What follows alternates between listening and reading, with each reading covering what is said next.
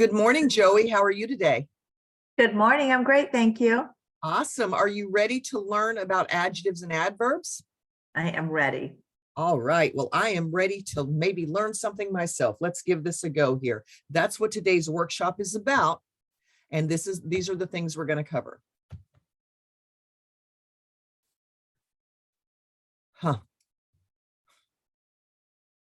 Okay, first of all, the word modifiers is very confusing to a lot of students and student writers. Like, what is a modifier? Well, basically, a modifier is an adjective or an adverb. So this is what we're going to do in this workshop. We're going to focus on different kinds of single word adjectives and adverbs. We're going to discover the many ways adjectives and adverbs modify other words.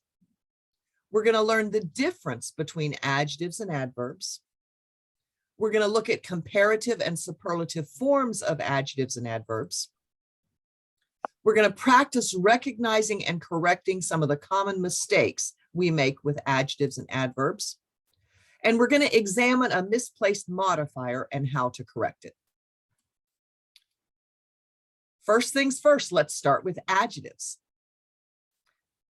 First of all, we need to understand what adjectives do. Do you know what adjectives do, Joey? They modify a noun. They describe a noun. They modify nouns and pronouns.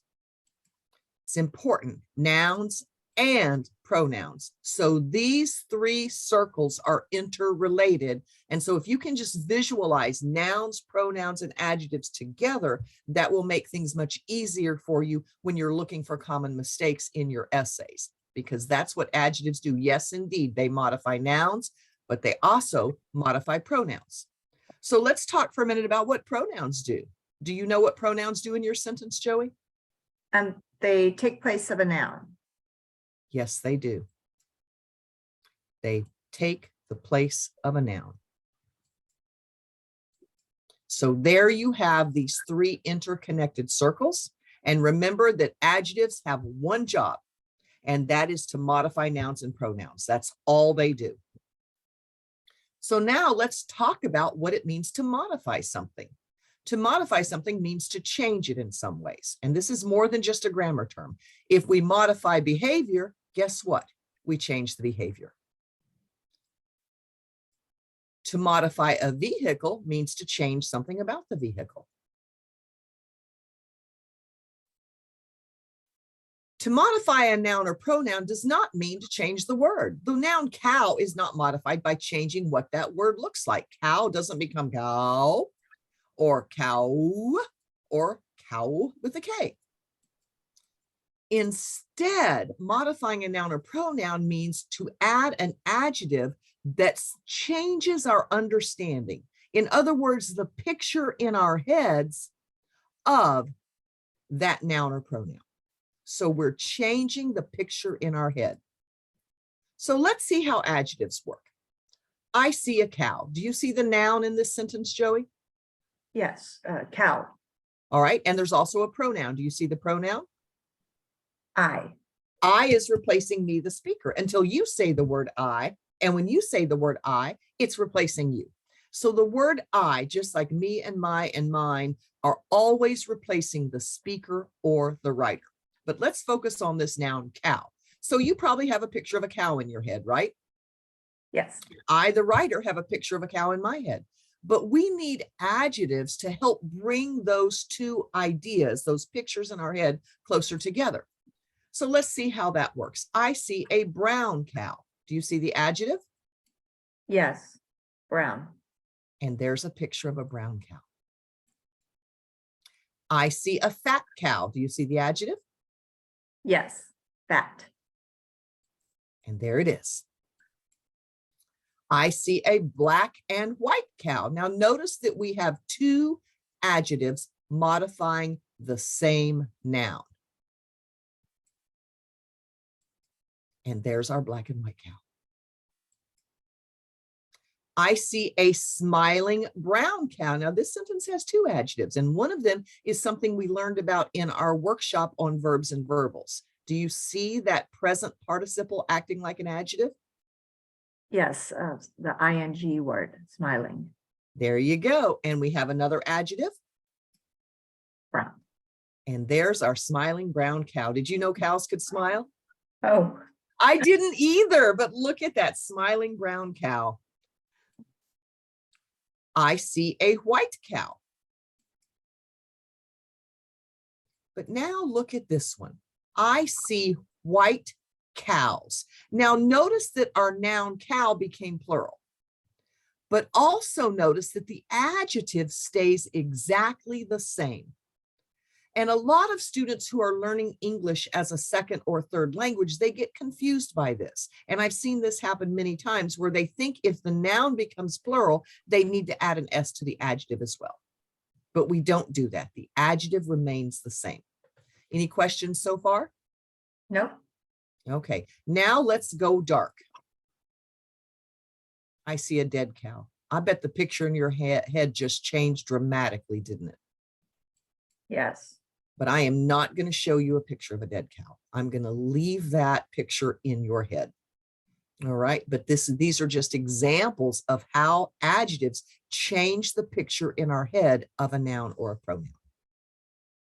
And all of these are what we call descriptive adjectives because they are actually describing a characteristic of the noun itself.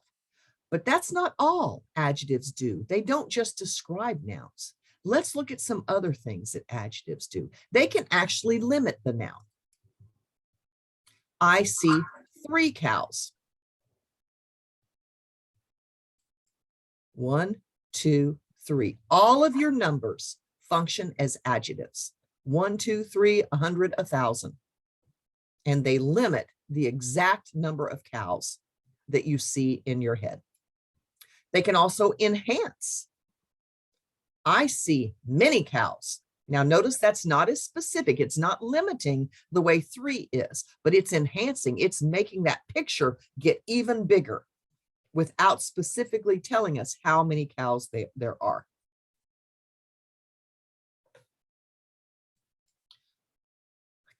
Adjectives can also completely negate. Do you know what it means to negate something? To say that it's not Exactly. Look at those first few letters, N-E-G-A-T. If we add I-V-E, that becomes negative, right? And negating is to make something go away. And you know, that's the thing. If we get enough negative messages, they can make us feel very small and sometimes even invisible. So to negate something is to make it go away. There are no cows in that large field. So the word no is also an adjective because now it made those cows completely go away. We went from 3 to many to none. Questions so far? nope. Possessive nouns and pronouns are adjectives that identify. John's brown cow loves him. So remember this, your possessive nouns and pronouns are always adjective because if I say John's loves him, John's what? If I say I love John's what? There has to be a noun, right? There has to be something. And so that's why these possessive nouns, the noun John, this isn't even about John. I don't have to have John in the picture. I could just have the cow, right? And say John's cow loves him. Because the minute I put that apostrophe S there, it's no longer about John. It's about something he possesses or a characteristic of John. It could be John's attitude makes me happy. Well, we don't really say that John owns his attitude, but that is a characteristic that he possesses. So possessive nouns are about ownership, but they're also about characteristics that we possess, which is a little bit different than owning. Does that make sense? Yeah. Audrey's cow won a ribbon. Do you see the possessive noun in this sentence, Joey? Audrey's. Brilliant. And there's Audrey and her cow that won a ribbon. Jamal's cow is resting. See that? And what is the possessive here? Jamal's. And what is the verb here? Let's go back to our workshop on simple and progressive or continuous nouns. Where is the verb in this sentence, Joey? Is. Is that the verb all by itself? No, resting. Is resting. We use that Mhm. form of be plus the present participle. Remember when we had smiling all by itself as an adjective? Well, now resting is part of a verb because our formula for the progressive tenses is the form of be plus a present participle or one of those ing words. If that's easier for you, a form of be plus an ing word, because here we're talking about what his cow is doing. Now, just like an ing word by itself can be an adjective, a form of be by itself can be what we call a state of being verb. We're going to talk about not what the cow is doing, but what the cow is being. And there's his. Remember when we talked about pronouns? Mhm. What noun is his replacing? Jamal. Yes, it is. It is. And the verb is simply is by itself. Because now we're not talking about, well, I'm not saying the cow is eating, because the cow could be hungry and not eating. So what this sentence is saying is the cow is. And what is the cow? Hungry. So do you see there are 3 descriptive adjectives in these sentences? Going back to the screen before, there are 3 adjectives that are actually describing a noun. Do you see them? Yes. The descriptive adjectives are like 3, many, and no. Actually, 3 is limiting and So no is negating. We're looking for descriptive adjectives. Oh, They're not brown. highlighted yet. A brown, Brown. there's one. Hungry. Hungry. Do you see the third one? Mm, A little tricky because it's not about cows. so it will be the names. Nope. That'd be Those it. are identifying. We have an adjective that is describing another noun besides cows. Large. Oh, large field. Yes. Yes, I know. Got to trick you a little bit there, didn't I? Yeah, because field is also a noun. So we can have lots of nouns in our sentences and lots of different adjectives describing or identifying or negating or enhancing those nouns and pronouns. There's brown. You identified that one correctly. And there's hungry. Questions so far? No. So we have limiting. We have enhancing. We have negating. We have identifying, right? These possessive nouns and pronouns identify exactly what cow we're talking about. And then we have our 3 descriptive adjectives. Questions, Joey? Is identifying and describing, are those 2 different? Whereas okay, so I'm confused with identifying and describing. Okay, so describing, if I say I see a brown cow, I'm describing that cow, but I'm not identifying what cow I'm talking about or whose cow I'm talking about. When I say John's cow loves him, I'm identifying a particular cow. When I say John's brown cow, I'm describing that cow. So these are just, you don't need to know the difference necessarily between descriptive and identifying or negating. I just want you to move beyond the idea of description. Because if I say there are no cows, I'm not describing a cow at all, am I? Right. So it's really important to go bigger than describing. It's like if I've got a whole pie, describing is just one piece of that pie. So here we have a big old adjective pie. Okay, we've got the describing slice, we've got the limiting slice, the enhancing slice, the negating slice, and the identifying slice.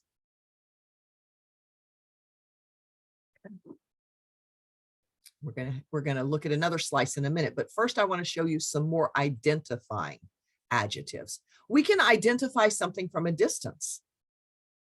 Pretend those cows are far, far away. Those cows are black and white. Those cows far away, right? And there's no measurement. It's like, okay, you use those if it's 2 miles. No, it's just kind of a subjective idea. How do you want your reader to visualize and identify those cows? Those cows are black and white. That cow loves John. Now, what's the difference between those and that? Those is not as specific and is more than one, but that is a specific. Absolutely. Because if I say those cows are black and white, right, then I'm talking about more than one. If I say that cow is black and white, I wouldn't necessarily use it to identify this picture because there's more than one. And if I say those cows love John, well, then there's going to be more than one. So that is singular, those is plural. But sometimes we want to identify something closer to us. So let's talk about identifying closer up. This cow won a ribbon.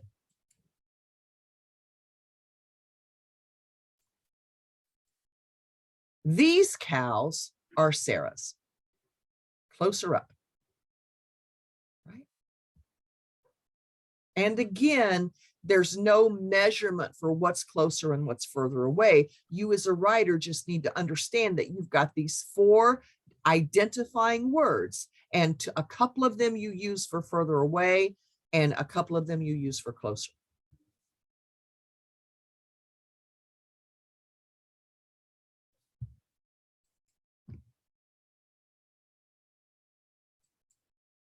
Do you see the possessive noun adjective?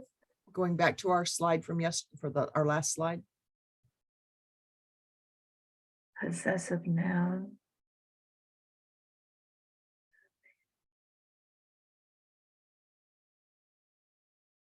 Sarah's. Perfect. Do you see the 2 descriptive adjectives? Black and white. Perfect. Good. Good. Again, you've got descriptive, negating, limiting, enhancing, identifying. Good job. Guess what? Sometimes nouns can be adjectives. Say what? Look at this sweet picture of cows.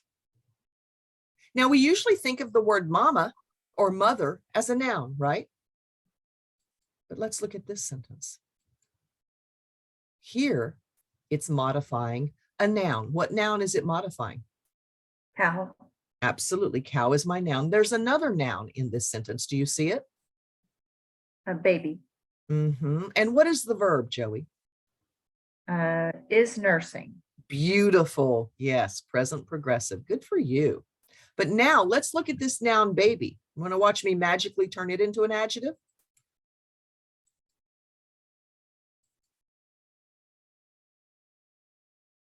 This baby calf is adorable because here it's not a baby, it's a baby calf.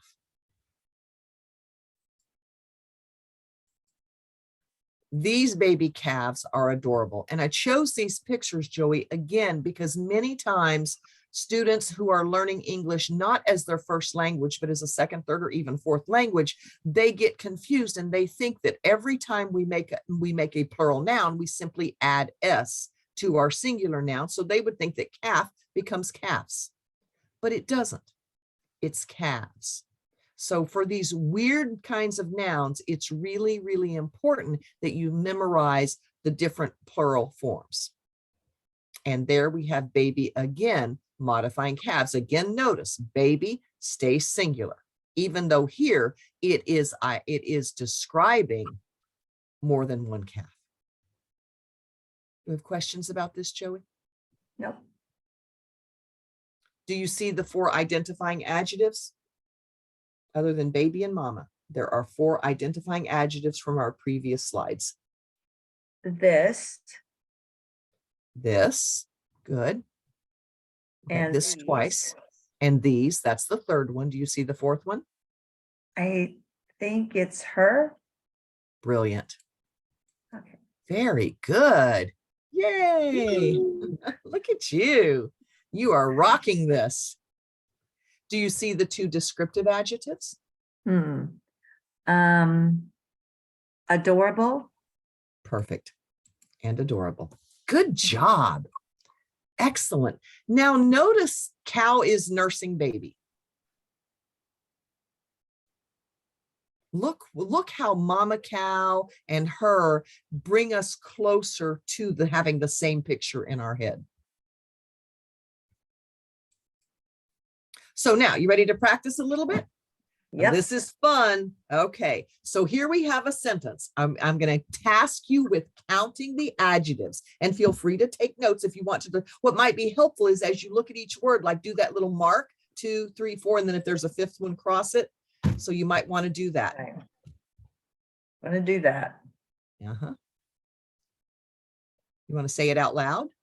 Okay, so Sue's 2 adult rabbits won blue ribbons at the county fair, and her baby rabbit won a red ribbon for second place. So I have Sue's 2 adult, that's 3. Blue, 4. County, 5. Her baby, 6 and 7. Red, 8. Second, 9. See, look at you. Good job. Taking your time. Excellent. Which of the following sentences has a noun functioning as an adjective and a possessive pronoun? So one of them may have just a noun, another one may have a possessive pronoun, but there is one sentence that has a noun and a possessive pronoun functioning as an adjective. A little tricky.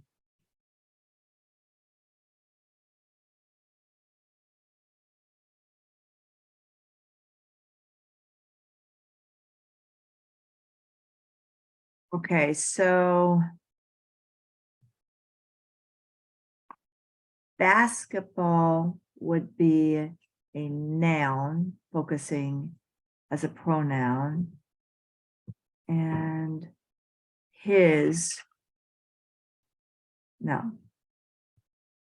doctors.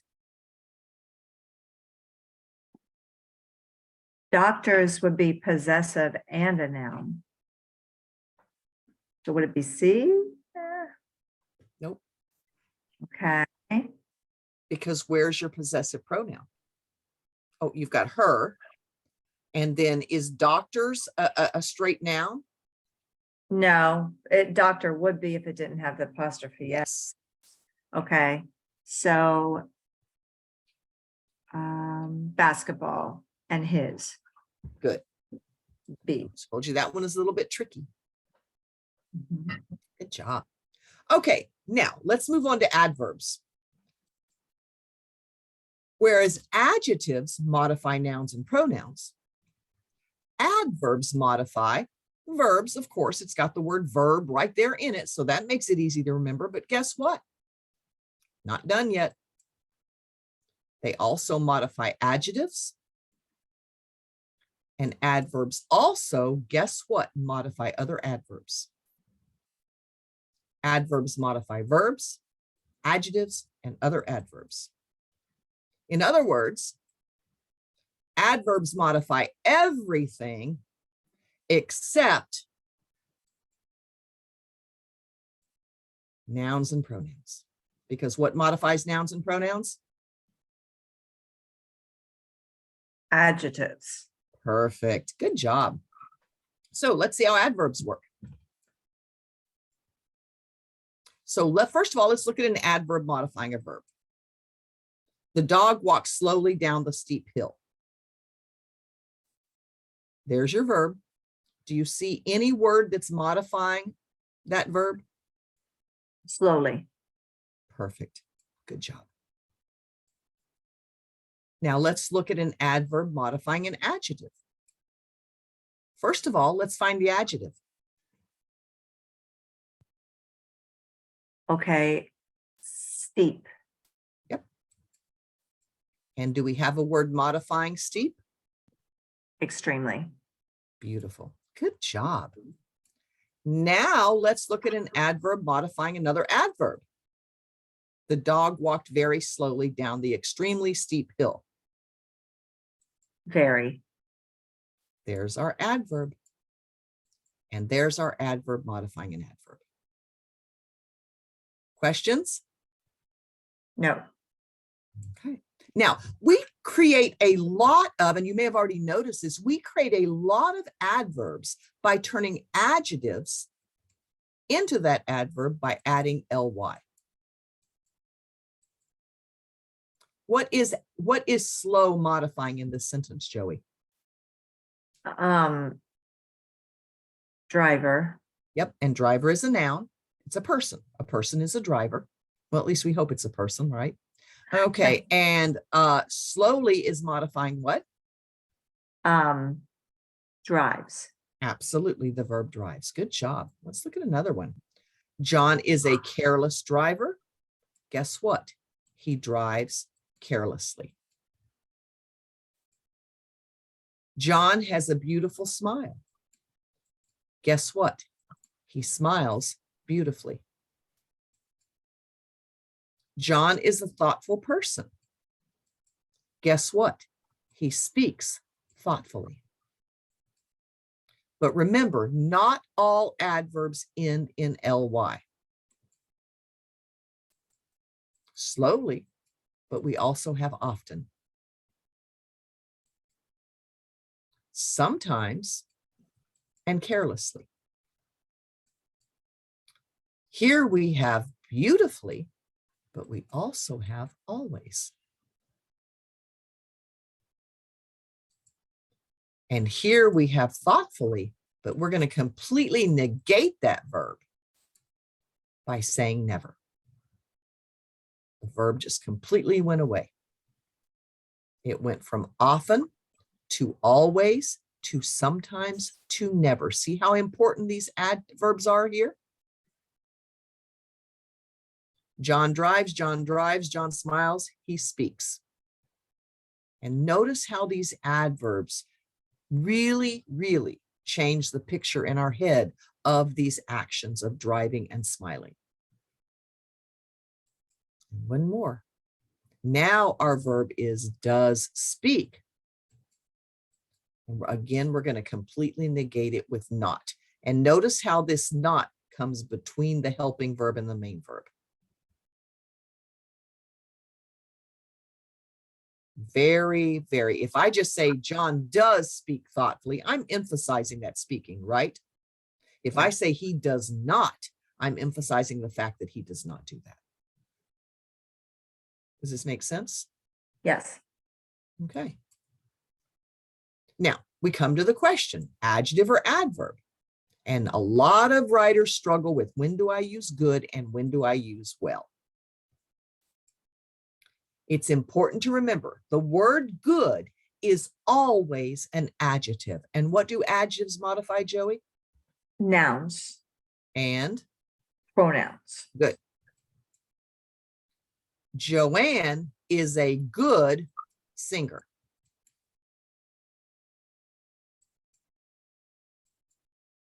Joanne's singing is very good. And here I've taken that ing word and shown you not as an adjective, but as a noun. It is a thing that is good. And we call these nouns, when it's an ing word functioning as a noun, it has a very special name. It's called a gerund. So a gerund is an ing word acting like a noun, becoming a thing. Does that make sense? Yeah. Is it called something special when it's an adjective? Nope. It's called, its name is a present participle.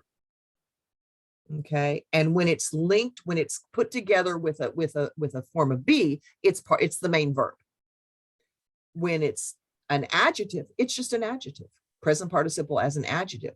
But for some reason, when it acts like a noun, it's been given a very special name, and that's gerund. And I don't know why. I just know that it is.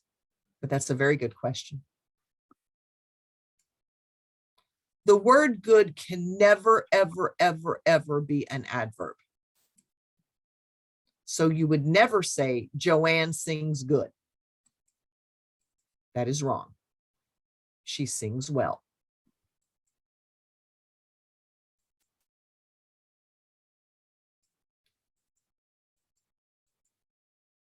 You would never write, I did good on the test. That's wrong. What would you say, Joey? I did well on the test. Exactly, because good can never function as an adverb. It's important to remember that. The word good is always an adjective. The word good can never be an adverb. And if you can remember that, then the next thing I'm going to explain to you becomes a little bit simpler, okay? Just remember, no matter what happens with well, good can never be an adverb. Got that? Yes. Okay, so now let's get complicated. The word well is an adverb, as we saw in the previous sentence. Joanne sings well. Esmeralda did well on her final exam. John played well in the game last night. With one important exception. Well can be used as an adjective only when it describes the health of a noun.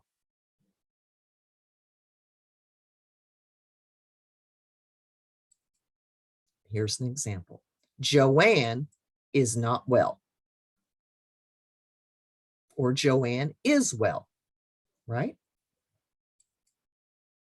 So if I say Joanne does not look good, here good is referring to her appearance, right? She looks disheveled. She didn't comb her hair. She didn't brush her teeth. She's got sleep boogers in her eyes, right? She doesn't look very good. Joanne does not look well. Here, well is referring to her health. Does this make sense? Yes. So they're both correct, but they have very different meanings. This is a little confusing. Remember, adjectives can, good can only be an adjective. Well is usually an adverb, but if it's referring to health, it can be used as a noun. I'm sorry, it can be used as an adjective. So you may want to go back and study this a little bit more. Questions? No. Let's practice. Which of the following uses the word slow incorrectly?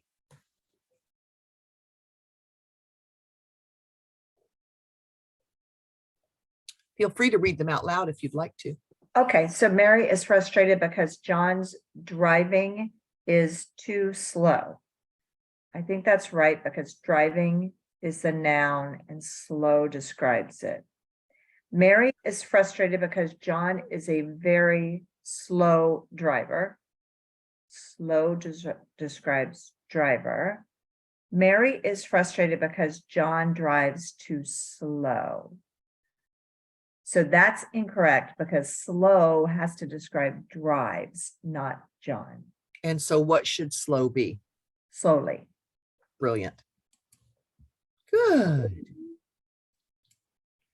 Which of the following uses good and well correctly? Feel free to read them out loud. This was a little more confusing, good and well. Yes, it is. Yes, it is. John did well on the test because he is a good writer. John did good on the test because he writes well. John did well on the test because he writes good. So well can be an adverb. Okay, so John did well on the test because he is a good writer.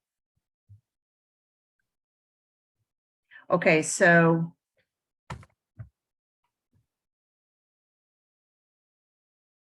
never an adverb.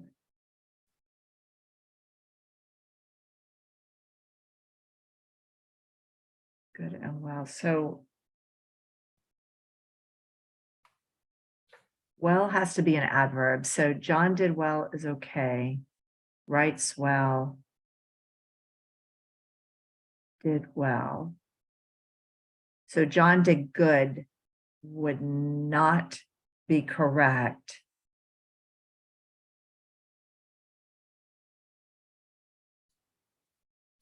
And well would be, I think B. But So you think B is correct? I think B is wrong. Oh, okay, wait, no. B is wrong. So John is correct. He is a good writer. So A, I'd say A is correct. Good job. That was And confusing. Yeah, it was confusing. How would you fix B? Let's practice on making these correct. How would you fix B?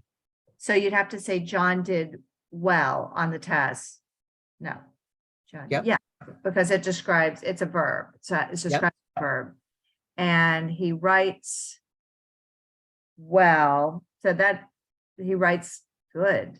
No, he writes well because well describes writes. So that's okay. That one's okay. So John, read it. So the John did well on the test because he writes well. yes. Good. And then how would you fix C? John did well on the test because he writes well. You'd have to change. There you go. Yep. Good. Good job.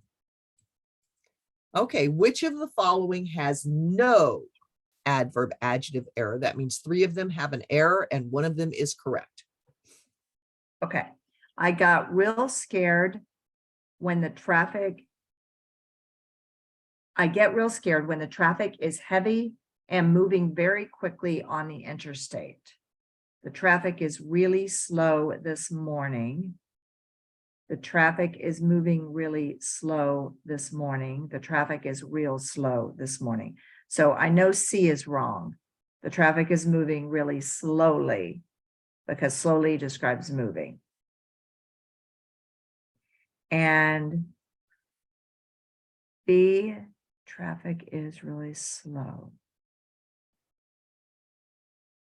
I think B is correct, but let's look at A. I get real scared when the traffic is heavy and moving very quickly.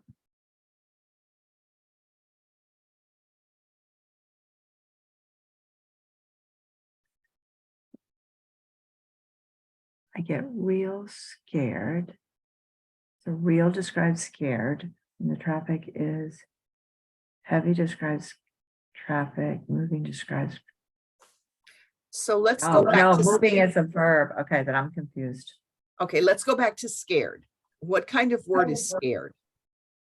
It's I get scared. It's a verb. No, it's I get scared. Adjective. Yep, it's describing Real the would pronoun have to be I. really, because it's okay, so that's wrong. Got it now. Yeah. So that was wrong. The traffic You already is really, said that C and D were wrong. so it has to be B. Yes. And so it's really important, notice really important that you understand which words are modifying which words, because A should be, I get really scared when the traffic is heavy and moving very quickly on the interstate, because real is an adjective. People are real, places are real, things are real, right? So real is a word we use to describe nouns. I am real and you are real. We can also describe pronouns, right? But we add ly if we want to modify something like an adjective. And this gets confusing when you have an adverb modifying an adjective. It can get very, very confusing. So I think you did a fantastic job. And you're absolutely correct. B is the right answer. All right, so now we're going to move into an entirely different concept, because as human beings, not only do we describe things and limit things and enhance things and negate things and identify things, but we love to compare things, don't we?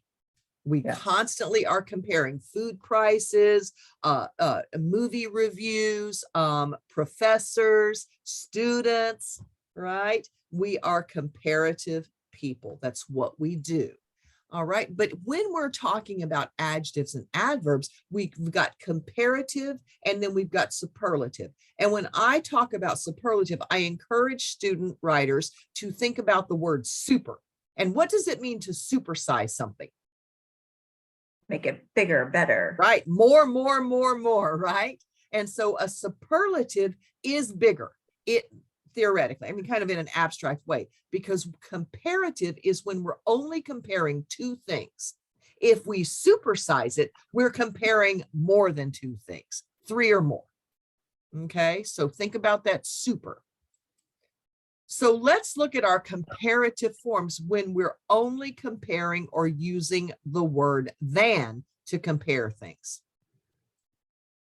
If we have a one or a two syllable adjective like pretty, strange, or nice, we add the ER suffix. Prettier, stranger, nicer. Now, don't get confused because the word stranger can also be a noun. Like we tell our children, don't talk to strangers, right? But stranger can also be a comparative form when we're comparing two things. That movie was stranger than I expected, right? But what, now let's look at comparing more than two. Same words, pretty, strange, and nice, with the ES suffix. Suffix means something you put at the end of the word, by the way. Prettiest, instead of prettier, it's the prettiest. Instead of stranger, it's the strangest. That is the strangest movie I have ever seen. She is the nicest person I have ever met. She's nicer than her sister.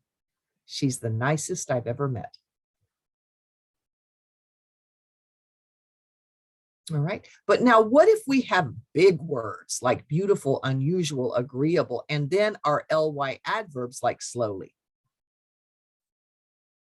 If we're comparing only to or using than, we put the word more in front of it. So prettier becomes more beautiful, because we're not going to say beautifuler. That just sounds really strange, doesn't it? More beautiful, more unusual, more agreeable, more slowly. And guess what we're going to do if we're comparing more than two? Instead of more, we're going to put the word most in front of it. Most beautiful, most unusual, most agreeable, and very rarely used, most slowly. You will seldom ever see a superlative form with an ly adverb.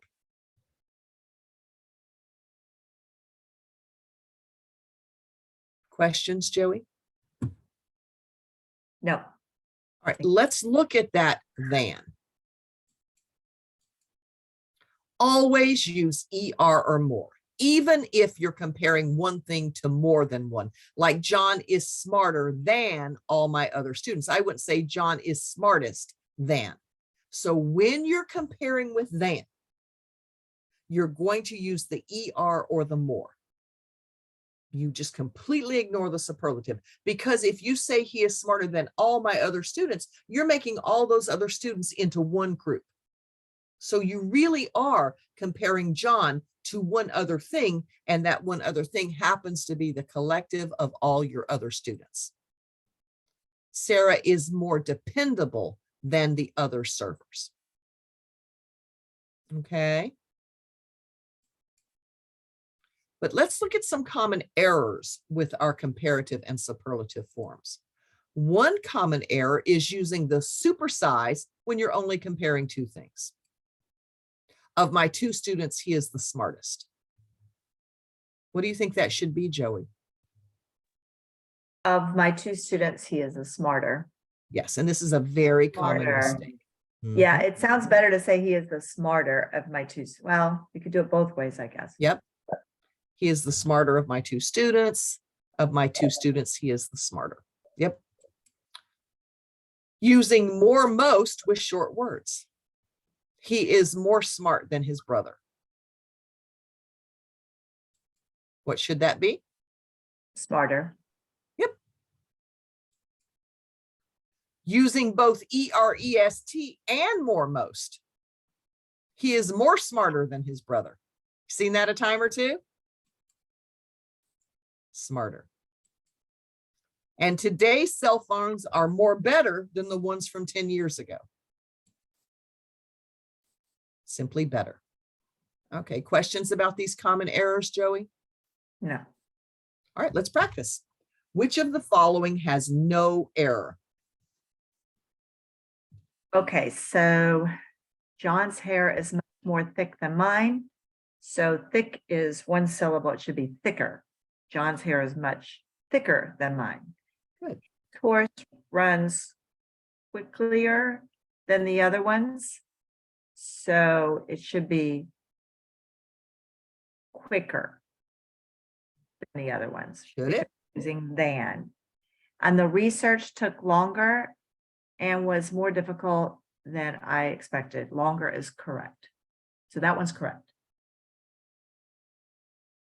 All right. And so you said for B, you would say runs quicker. Runs more quickly. There you go. Yes. You're right. It's wrong. More quickly. Good. Which of the following has no comparative superlative error? Okay, the doctor did a better job this time helping Sue get well quickly. Better job. That seems correct. Sue finished her homework quicker than the rest of the class.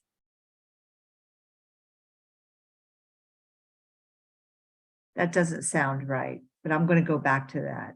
Your cell phone is more fast than mine. So that one's obviously not correct because fast should be fast. More fast should be faster.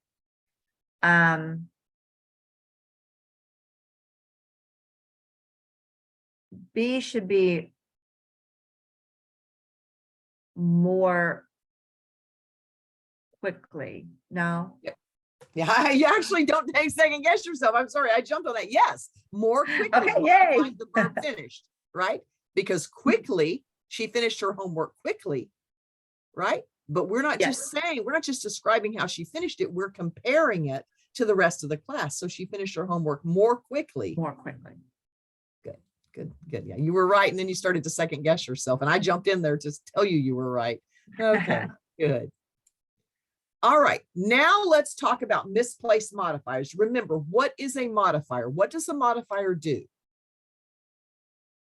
It describes a noun or a verb. Or an adjective or an adverb, and it does more than describe, right? It can enhance, it can negate, right? So so modifiers change the picture in our head of another word in the sentence. They change the meaning. Somehow they change the meaning of a word. Okay. So a misplaced modifier means we have an adjective or an adverb in the wrong place in our sentence. And it's really important. And one of the reasons I kept telling you, what word are you modifying? What word are you modifying? Because the only way to tell that something's misplaced if you know exactly what it is you're modifying, right? And it's so important to recognize all your adjectives and adverbs and to know what they're modifying. Why? To make sure you don't put them in the wrong place. If you put them in the wrong place, you could confuse or mislead your readers. And let's look at an example of that. Joan almost saved $100 on her new computer. Because of the placement of the modifier almost, readers can know exactly how much Joan saved. Do you know? If you don't know, take a guess. How much did Joan save? You might not have saved anything. Why not? Because it says almost, so she could have just almost got there and then lost it. Yep. And because how much did she almost save? And again, what happens if I almost save your life? No, not a good thing. You're dead. Right? Yeah. Because almost is in front of saved. Joan didn't save anything. She almost saved. So to modify the $100, you need to move almost closer. Joan saved almost $100 on her new computer. Now, just think about if you're writing a legal contract or you're getting ready to sign a legal contract, and that almost is in the wrong place in your sentence. That could have some pretty serious implications, couldn't it? Yes. And that's one of the reasons that lawyers, when they pass the bar exam, there is a huge section on grammar. Because where a particular word is can make the huge difference. And so I have worked with law students trying to pass their bar, and they fail the first time, and then they come to me because what they failed was the sentence structure part of their bar exam. The same is true with nursing, writing up nursing reports. I mean, there are very few fields that you don't need to be careful where you put your modifiers. Okay, so which of the following has no modifier error? Okay. Modifier. John only tries to pass his English class. He doesn't seem to care about the other classes. Sarah almost ran the whole distance of the marathon. And Bob eats only cake and cookies for lunch. So the third one seems correct. Eats only cake and cookies. Sarah almost ran to the whole distance of the marathon is confusing because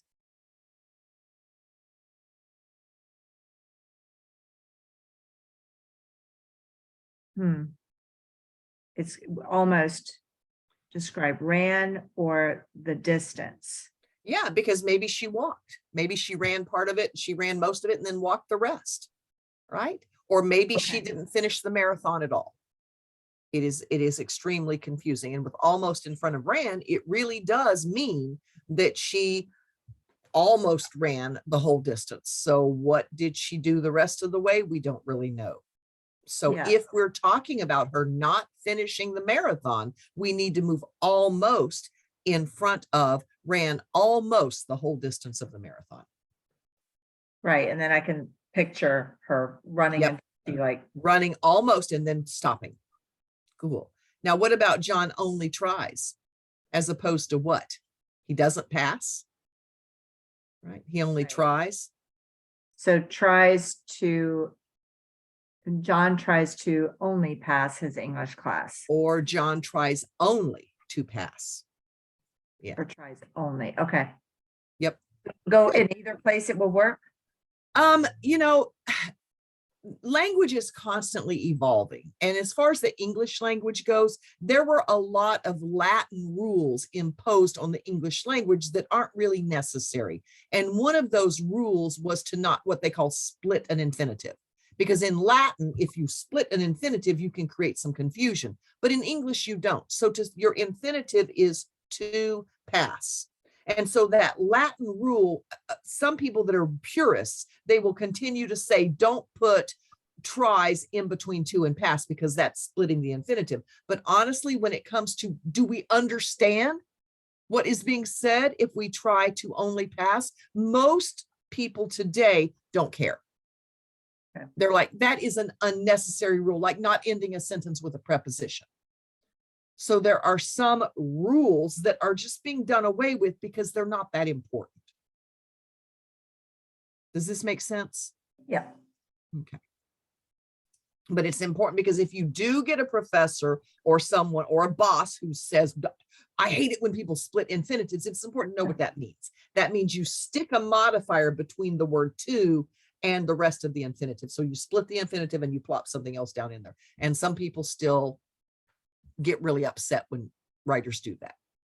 But most of us don't care. Okay. Because it doesn't, the whole point in writing is to be able to communicate clearly. Right? Good Right. question, though. So, yep, C is because he eats only cake. If you say he only eats cake and cookies, well, as opposed to what?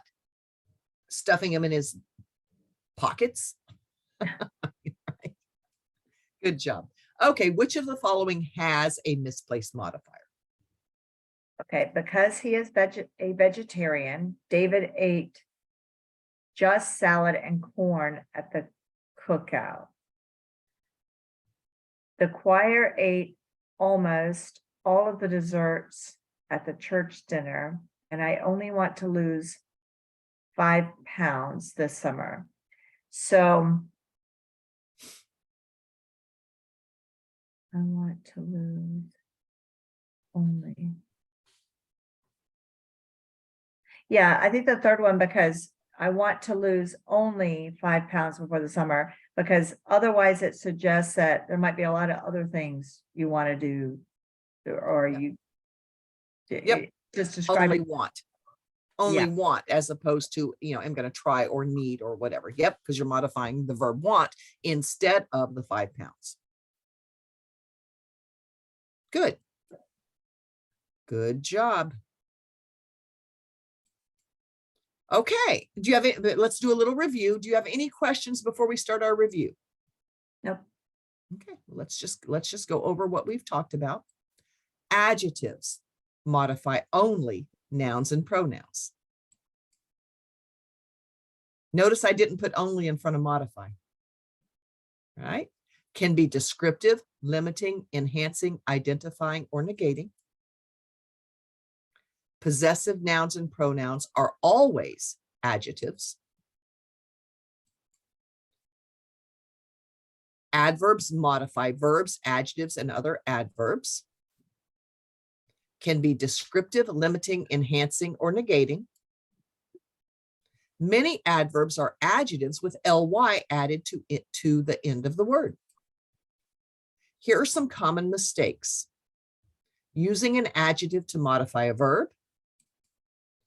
Using an adverb to modify a noun or pronoun. Incorrectly using the comparative or superlative forms, or misplacing a modifier. Now, our next workshop is going to be a continuation of this one, because we're also going to be talking about modifiers, and they're going to be misplaced and dangling modifiers, but they're going to be focusing not on single words, but phrases and dependent clauses. A lot of writers think that adjectives and adverbs are single words, because that's what this one covered, right? But our phrases and dependent clauses can also function as adjectives and adverbs. And if we misplace and dangle those, we've got some serious confusion, or sometimes some funny sentences, or we can confuse, or worst even, we can completely mislead our readers. So stay tuned. Make sure you show up for our next workshop. Any questions, Joey? Nope, I think I got it. All right, I'll see you for the next one. Thank you so much.